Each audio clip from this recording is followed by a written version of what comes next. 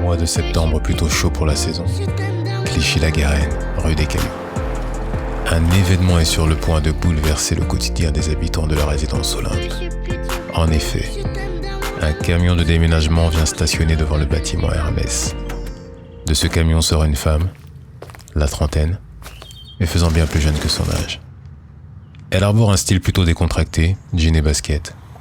D'ailleurs, ces baskets n'auront pas échappé à l'œil affûté de Damien.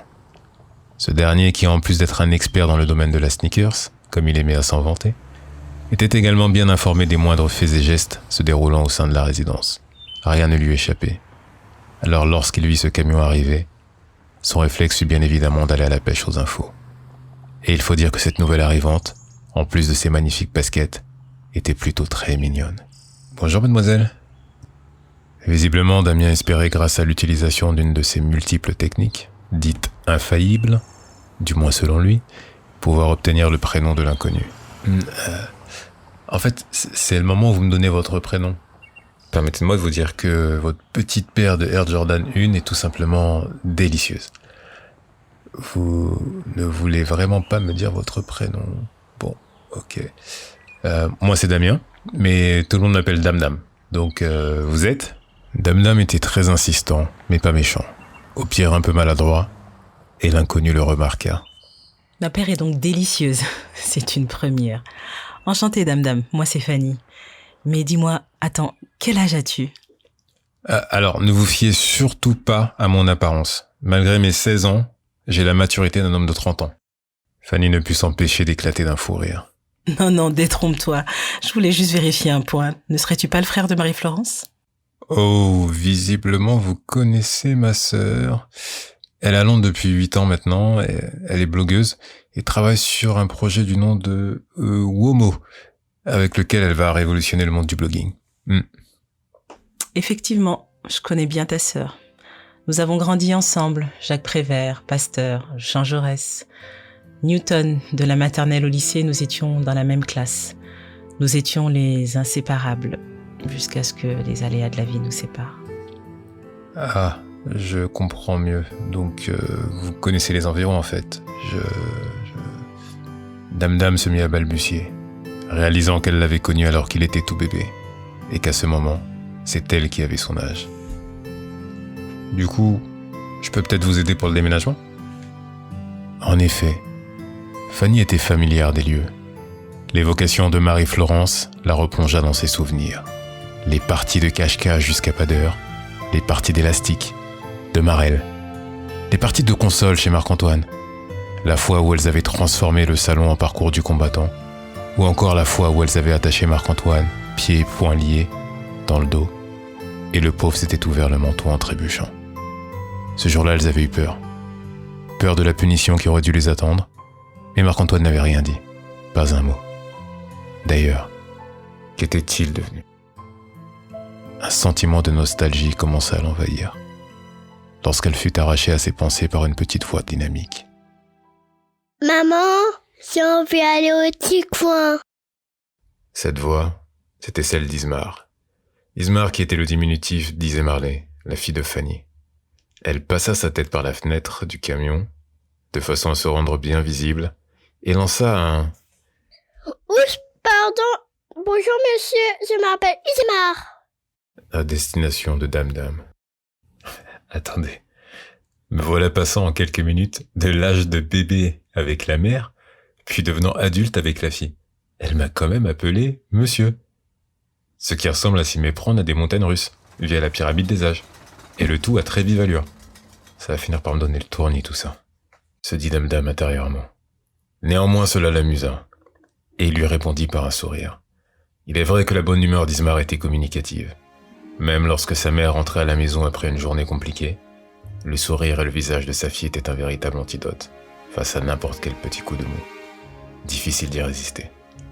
D'ailleurs, elle aimait à lui dire que c'était un de ses plus grands super-pouvoirs. Et sa fille de lui répondre que c'était dû à ses couettes. Elle adorait cette coupe de cheveux. Impossible de lui faire en accepter une autre. Il faut dire que ses couettes lui allaient à merveille. Sa mère avait fini par s'en accommoder, en faisant évoluer les coupes, tout en conservant les couettes. Soit par l'ajout de nattes tressées, en triangle, de façon circulaire, elle ne manquait pas d'imagination. Dame Dame, qui avait visiblement d'autres activités planifiées après ce déménagement, proposa de commencer à monter les cartons. Fanny, pars devant avec Ismar pour gérer l'urgence et je commence à descendre les cartons. Et tout en disant sa phrase, Dame Dame fit un clin d'œil complice à Ismar, qui lui renvoya ce qui semblait ressembler à un clin d'œil, hormis qu'elle cligna des 2 yeux en même temps. Très bien, on fait comme ça. Je l'accompagne et je te rejoins. 14e étage à droite, porte du fond, côté gauche. Ok, je vois très bien où c'est. Je connaissais les anciens locataires. On peut dire que Dame Dame mettait du cœur à l'ouvrage. Et les grosses gouttes de sueur qui perlaient sur son front étaient là pour en témoigner. Il était impressionnant, ne prenant pas un carton, mais 2 cartons à la fois. À tel point que Fanny eut peur qu'il se blesse. Dame Dame, tu devrais ralentir. Avec tout ce que tu as fait, tu nous as clairement fait gagner 2 bonnes heures. Je ne voudrais pas que tu te blesses ou que tu te fasses mal au dos. Ces cartons sont vraiment très lourds. Non, Fanny, rassure-toi, tout est sous contrôle. Tu sais, c'est comme à l'entraînement. Je t'ai dit que je faisais de la muscu. Ah ! Et là, à quelques mètres de la porte de Fanny, il fut pris d'une crampe au bras qui lui fit lâcher l'ensemble des cartons. Il tenta dans un geste désespéré de limiter les dégâts, et malheureusement pour lui, ce moment coïncida exactement avec l'une des habitudes de sortie d'un des résidents. Un dénommé Monsieur Petitbon, et accessoirement voisin de palier de Fanny. Coup du sort pour Dame Dame, l'incident arriva justement devant sa porte. Monsieur Petitbon était un retraité d'une 60aine d'années, pas très grand, un petit ventre rebondi, légèrement voûté et retranché derrière de grosses lunettes noires, lui donnant un air strict et inamical. Coiffé de son habituel chapeau dont il ne se séparait jamais, rares sont ceux pouvant se vanter de l'avoir entendu prononcer un mot depuis plusieurs années. Les cartons et leur contenu se retrouvèrent au sol dans un fracas retentissant et manquèrent de toucher Monsieur Petitbon, qui gratifia ou plutôt fusilla Dame Dame d'un regard assassin et noir, tout en émettant un grognement, mais sans prononcer un mot, à l'adresse de ce dernier. Fanny se confondit en excuses. Nouvelle arrivante et déjà source de tracas pour le voisinage, elle qui était de nature plutôt discrète, s'en voulut énormément. Monsieur Petitbon ne lui prêta aucune attention et continua sa route en direction de l'ascenseur. Ismar, quant à elle, cachée dans l'embrasure de la porte, profitait du spectacle avec amusement. Elle ne pouvait s'empêcher de sourire à ce petit monsieur qu'elle trouvait étrange avec son accoutrement, mais drôle à la fois. Bravo Fanny, arrivée seulement depuis quelques heures et voilà que tu te fais déjà remarquer. Toutefois, pas très commode ce monsieur. D'ailleurs, je trouve qu'il ressemble étrangement à Monsieur Petitbon, mais en beaucoup moins sympathique et beaucoup plus âgé. Il s'agit bien de lui. Mais compte tenu de ton absence de plusieurs années, tu n'es pas au courant des événements. Suite à la disparition de sa femme, il a totalement changé. On peut dire que sa lumière s'est éteinte. Il s'est longtemps isolé.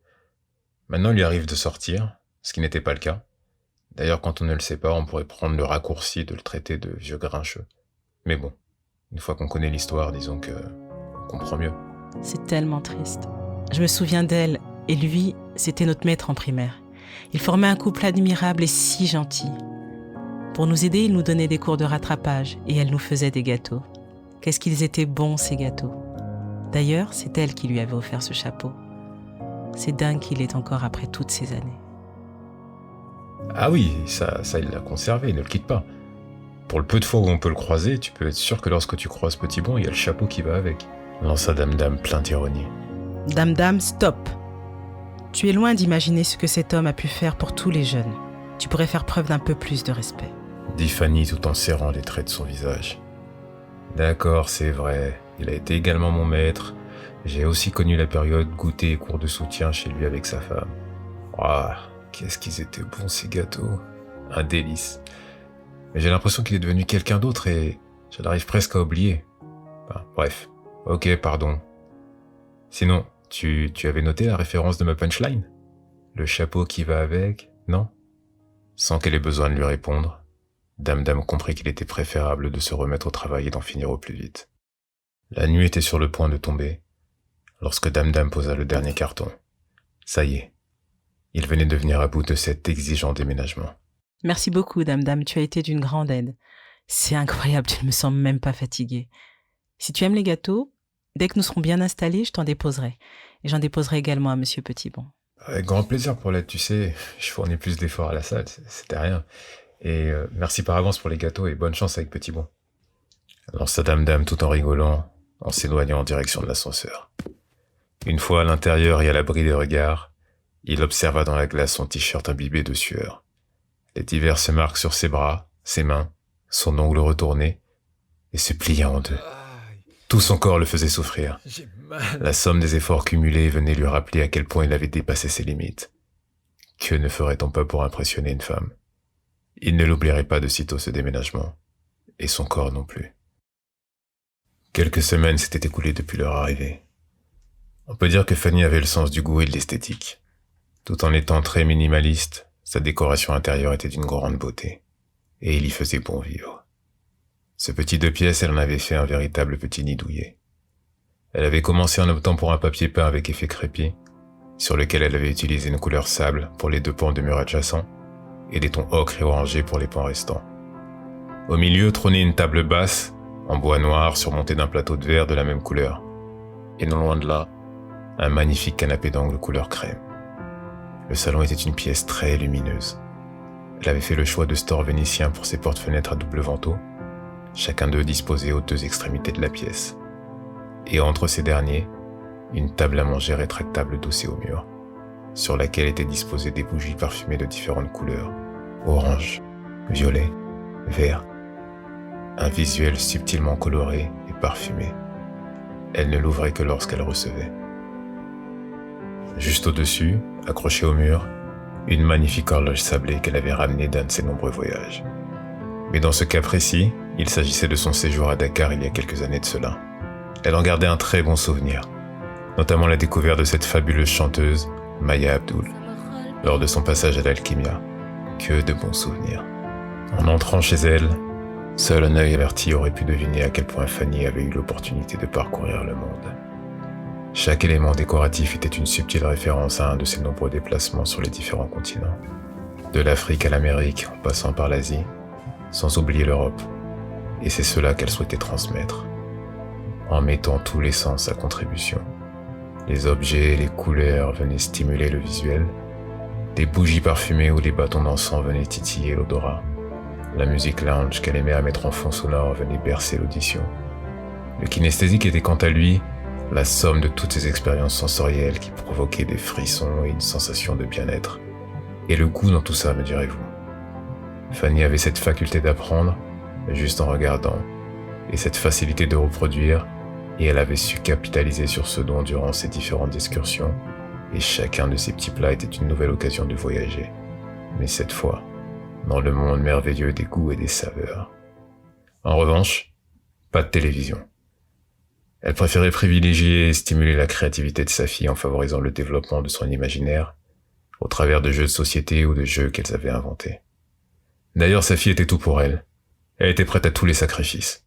Cela pouvait expliquer le fait que ce soit elle qui dorme sur le canapé du salon, et que sa fille était héritée d'une vaste chambre, tout aussi joliment décorée que le reste de l'appartement.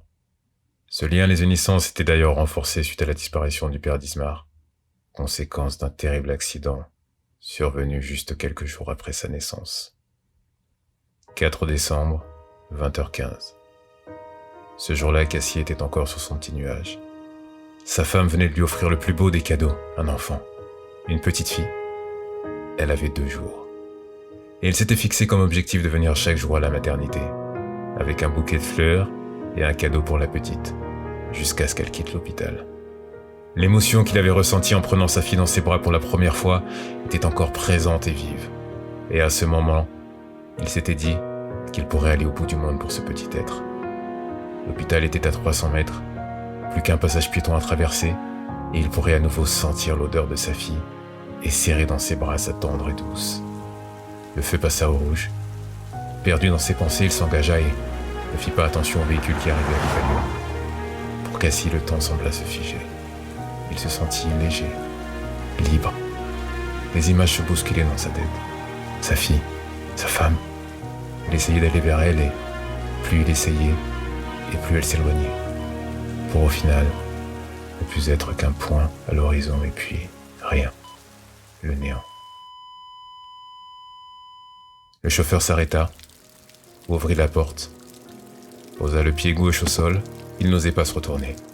Il attendit une dizaine de secondes qui lui semblèrent être une éternité. Il finit tout de même par se retourner, tout en se redressant, et là sa main gauche fut prise de spasmes si forts qu'il eut un mal fou à les réprimer. Il voyait Cassie allongée au sol, se dirigea vers lui, quand il entendit une voix, puis d'autres voix, et un homme venant dans sa direction, Qu'est-ce qui s'est passé ? qui était maintenant à moins de 50 mètres. Le bruit de l'impact avait visiblement alerté le voisinage, car les lumières des pavillons mitoyens à l'hôpital s'allumèrent également. Le chauffeur, voyant cela, rebroussa chemin et démarra dans un grand vacarme avant de prendre la fuite. L'enquête fut vite bouclée, et ce soldat parut une affaire non résolue, car le peu de preuves et les témoignages ne permirent pas de retrouver le coupable. Tout ce que l'on savait, c'est qu'il avait un tatouage au cou. Peut-être une goutte, une larme, le témoin n'était sûr de rien, car avec l'âge, sa vue n'était plus ce qu'elle était. Quant au véhicule sans immatriculation, c'était un peu comme chercher une aiguille dans une botte de foin.